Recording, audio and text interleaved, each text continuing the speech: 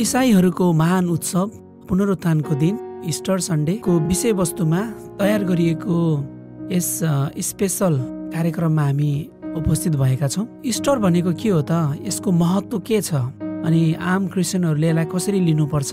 साँच्चै के इस्टर महत्त्वपूर्ण छ त? जीवन प्राप्त गर्नुहुने येशू प्रभुको बारेमा के आशा छ त? अनि पुनरुत्थानको दिनको महत्त्व के छ भन्ने विषयमा यस विषयमा यो इस्टर मेसेज राखिदिनु हुनको लागि एकजना अतिथि उपस्थित भइसक्नु भएको छ। उहाँ स्वतन्त्र क्रिस्चियन चर्चका पास्टर हुनुहुन्छ। उहाँ पास्टर तिलक थापा हुनुहुन्छ। आज उहाँबाट हामी इस्टरको बारेमा सुन्नेछौँ।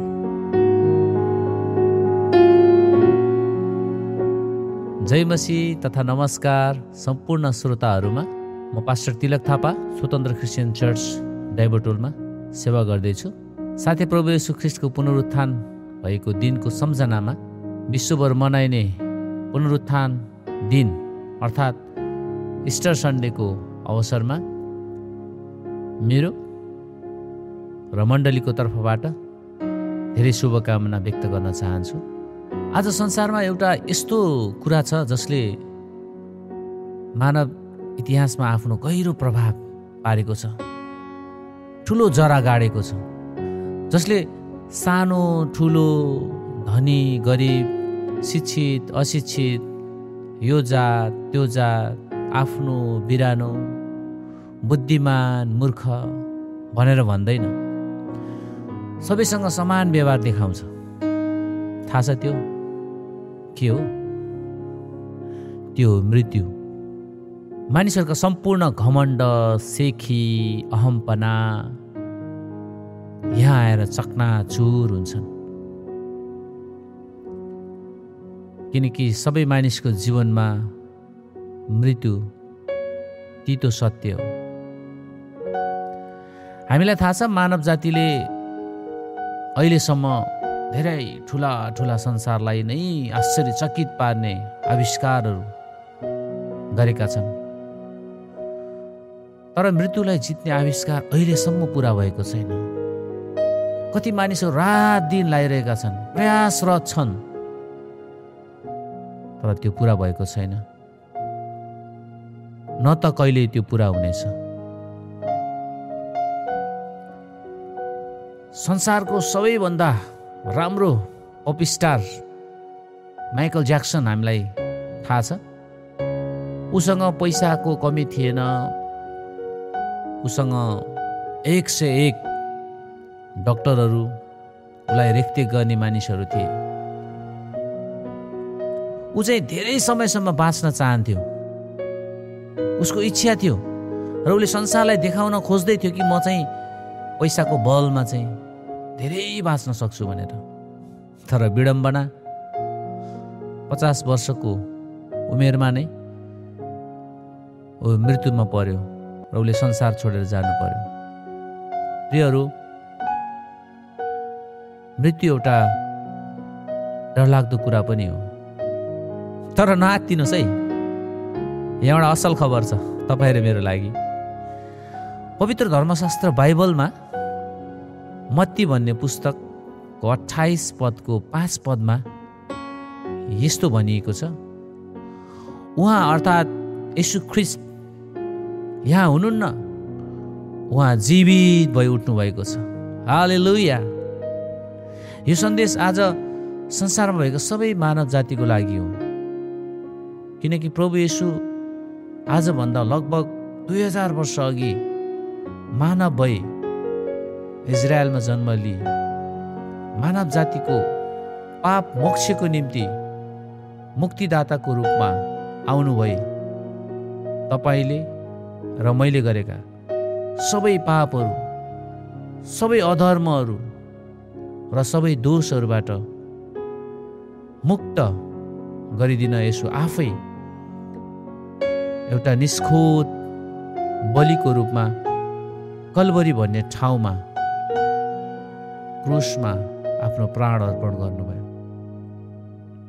हामीले पाउनुपर्ने मृत्युको दण्ड येशूले पाउनुभयो,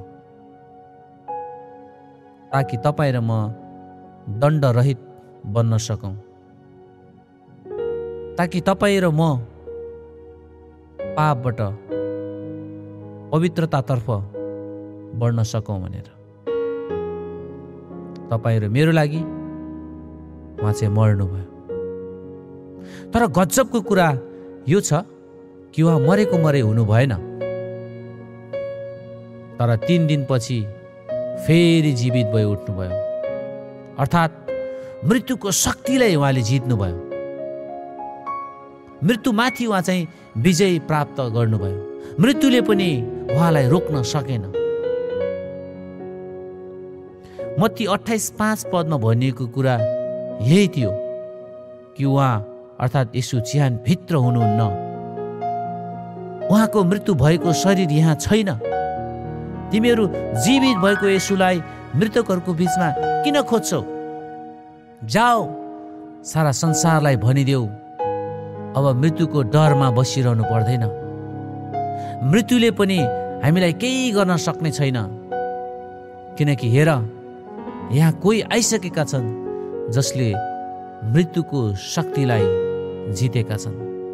त्यति मात्र होइन, येशूले भन्नुभयो यूहन्ना 11:35 पदमा, पुनरुत्थान र जीवन म हुँ, मलाई विश्वास गर्ने मर्यो भने पनि जीवित हुनेछ।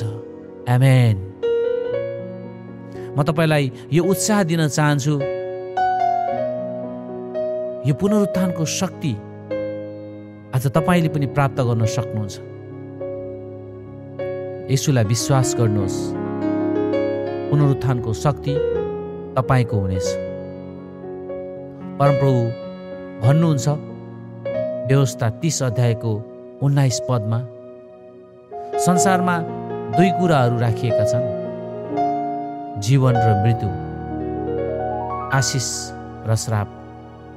अब जीवन नै रोज, ताकि तिमी र तिम्रो परिवार जिउन सक। जीवन सबैलाई प्यारो लाग्छ। प्रियहरू, मर्न कोही चाहँदैनन्। परमप्रभुले भन्नुभयो जीवन येशू हुनुहुन्छ, किनकि येशू आफैले भन्नुभयो यूहन्ना 14:6मा, बाटो, सत्य र जीवन म नै हुँ। यदि तपाईँ जीवन खोज्दै हुनुहुन्छ भने, तपाईँ बाँच्न चाहनुहुन्छ भने, तपाईँको बाँच्ने रहर र इच्छा छ भने, त्यो जीवन येशू हुनुहुन्छ। येशूलाई पछ्याउनुहोस् र त्यो जीवन तपाईँले प्राप्त गर्न सक्नुहुन्छ। पवित्र धर्मशास्त्र बाइबलले यस्तो भन्छ, माग त तिमीलाई दिइनेछ, खोज त तिमीले भेट्टाउनेछौ, ढकढक्याउ त तिमीहरूको निम्ति उघारिनेछ। जसले माग्छ त्यसले पाउँछ, जसले खोज्छ त्यसले भेट्टाउँछ र जसले घचघच्याउँछ त्यसको निम्ति ढोका उघारिनेछ भनेर लेखिएको छ। यदि तपाईँले खोज्दै हुनुहुन्छ भने तपाईँले भेटाउनुहुन्छ। त्यो चाहिँ येशू हुनुहुन्छ।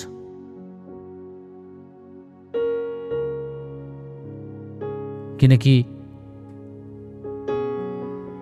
हिब्रू 2:14 र 15 पदमा भनिएको छ, मृत्युद्वारा नै मृत्युको शक्ति भएको अर्थात् दियाबलसलाई, मृत्यु दिने त्यो दुष्टलाई नष्ट गरी मृत्युको डरले आजीवन बन्धनमा परेकाहरूलाई येशूद्वारा मुक्त गरिदिउन्। आज संसारमा हामी हेर्छौँ भने डर, लाजको कारणले गर्दाखेरि मान्छे धेरै पछाडि छन्। कति इच्छाका कुराहरू उनीहरूले चाहेर पनि गर्न पाएका छैनन्, किनभने आज दुष्टले मानव जीवनमा सबैलाई यस्तो डर हालिदिएको छ। त्यो डरबाट मुक्त हुने एउटै उपाय मात्रै छ, त्यो चाहिँ येशू। अनि येशू नै त्यो बाटो हुनुहुन्छ जसले मानिसलाई स्वर्ग राज्यमा डोर्याउँछ। जहाँ ऊ सधैँभरि परमेश्वरको साथमा रहिरहन्छ, अनन्त अनि अनन्तसम्म। यो यात्रा हामी जुन पुरा गर्ने क्रममा छौँ, यो यात्रालाई तपाईँ अनि मैले पुरा गर्नुपर्छ। जीवन यात्रा हो भनेर भनिन्छ, मानिसहरूले यसलाई त्यसरी व्याख्या पनि गर्छन्। तपाईँ यो यात्रामा हुनुहुन्छ भने आउनुहोस्, सँगै हिँडौँ त्यो गन्तव्यसम्म पुग्नको लागि। अब अन्त्यमा म यो भन्न चाहन्छु, शरीर त नाशवान छ तर आत्मा अनन्त हो। त्यो तपाईँ भित्र पनि छ अनि त्यो म भित्र पनि छ। अनि शरीरभन्दा आत्मा मुख्य हो। शरीरलाई तपाईँले जतिसुकै माया गर्नुहोस्, शरीरको निम्ति तपाईँले जतिसुकै गर्नुहोस्, तर एक दिन यसले तपाईँ र मलाई धोका दिन्छ, यो सत्य हो। र धेरै पटक हामी शरीरको लागि जिइरहेका हुन्छौँ, शरीरको लागि धेरै कुराहरू गरिरहेका हुन्छौँ। हाम्रो परिश्रम, हाम्रो सिप, साधन, स्रोत, सबै कुराहरू यो शरीरको निम्ति हामीले खर्चिरहेका हुन्छौँ। तर म तपाईँलाई बताउन चाहन्छु, हामीले आत्माको लागि कहिले पनि नसोचेको अवस्था हुन सक्छ, कहिले पनि केही नगरेको अवस्था हुन सक्छ, तर मुख्य कुरा त्यही नै हो। तपाईँ र म भित्र आत्मा हुनुहुन्छ अनि त्यो आत्माको एउटा गन्तव्य छ। या त त्यो आत्मा अनन्त जीवनमा प्रवेश गर्छ या त अनन्त मृत्युमा। तपाईँ के चाहनुहुन्छ त्यो तपाईँको व्यक्तिगत निर्णय होला। तर प्रियहरू, म तपाईँलाई उत्साह दिन चाहन्छु, जहाँ शोक छैन, न त चिन्ता छ, न फिक्री छ, यस्तो ठाउँ त्यहाँ केवल परमेश्वरको उपस्थिति छ। अनि जहाँ परमेश्वरको उपस्थिति छ त्यहाँ शान्ति छ, आनन्द छ, आनन्द छ अनि आनन्द छ। के तपाईँ त्यो ठाउँमा आउन चाहनुहुन्न? के तपाईँलाई त्यहाँ आउने इच्छा छैन? माथि आँखा उठाएर हेर्नुहोस्, हेर्ने प्रयास गर्नुहोस्। जीवन तपाईँ र मैले देखेको र कल्पना गरेको भन्दा धेरै अद्भुत र अलौकिक छ। अनि आज यो जीवन त तपाईँ र मलाई येशूद्वारा दिएको छ। अनि यदि हामी यो जीवनलाई पक्रन्छौँ भने साँच्चै नै हामी जीवनमा प्रवेश गर्छौँ। ख्रीष्ट पुनरुत्थानको अवसरमा म तपाईँलाई यही सन्देश दिन चाहन्छु, यो पुनरुत्थानको शक्तिलाई आफ्नो बनाउनुहोस्।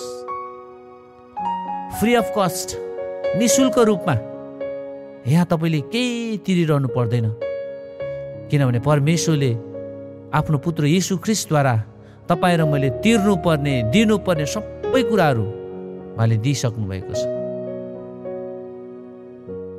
अनि अब तपाईँ र मेरो लागिराखेको यो आशिषको कुराहरू, यो जीवनको कुराहरू तपाईँ र मैले पक्रिन सक्नुपर्छ। परमेश्वरले तपाईँहरू सबैलाई अनि हामीलाई पनि प्रशस्त मात्रामा आशिष दिनुभएको होस्।